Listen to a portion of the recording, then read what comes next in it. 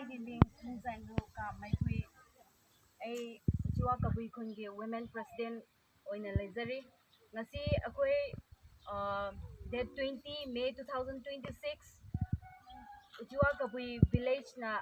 protest to Zari Bagi Maramdi date 13 May 2026 ta Kuki militant sing na Naga civilian sing bo Paduna Tamkiba adu Tadopiyo haina protest to Zabani ako'y na tauriba asi Atuba matamda Pakiba Naga civilian sing adu Tadopiyo haina appeal tawzari ako'y yamna nungaide aduna pain to pain de aduna state government amadi central government na meeting akan ba changbiyo haina haininge government ama leiraga civilian sing public mijam parja sing bu kanbiba ngak senbiba ngamdradi government leibagi karisu kanaba leite government leitabaga chap manai aduna government na responsible lauduna justice purapiyu aduga athuba matamda naga civilian singbu phakiba adu thadokpi naba take the kaidana thadokpi naba strongly appeal tawzari akoi peace pami adubu peace cannot grow when innocent people suffer. So we ask all responsible authorities and groups involved to act with wisdom and mercy. Let the hostess return safely to their homes and family. Aduga hojipau kuji state government ni side central government ni kuji police department na siga kumbagi tabang siam na phana bayam kan akoigi wakhandadi phangani haibadi thazabadi watle adubu government ge side gi clarify tawraga sikhre hairasu hingi hairasu adu clarify tawbiba adu pami aduga athuba matamda su moina phajiliba adu release tawbiba do pami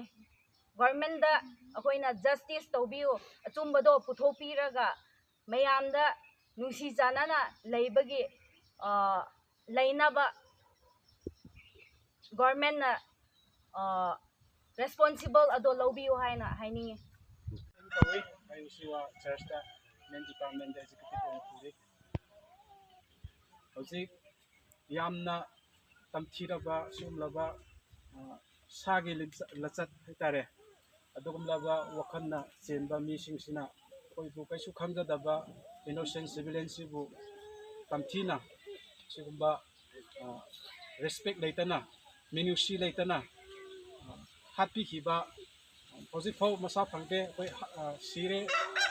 siribra hingiba habsu khangdre to koina signary bidi hatle habigi wakhansi koi leijai maramaduna mukhoigi hachang asi athubada sinabiyo koi sumaina koi nagasindi yamna ingthaba peace pamba community ni maramaduna koi khana sunaba aduguma pamde koi miga amaga nusi chanana leibisi pami maramaduna siguma thongsi koi condemn tawi yaningde sagi lichatsi koi yaningde una athubu matamda government na sarkarna usi miyeng sangbiraga fazana usi magi moigi hasang asiba hasang orasu hingbo hasang orasu akoida sinabiyo habisi appeal tawjage da athubu matamda akoida sinabiyo natragadi akoise kari thorakadobno habisi akoi khang tambangamde civilian singsi mai hono saure moigi hasang so hojipau phangde maramaduna athubu matamda sarkarna sum yeng sangbiraga usi thizing biduna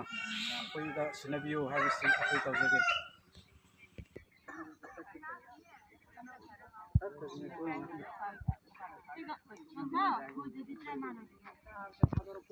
Release hostage!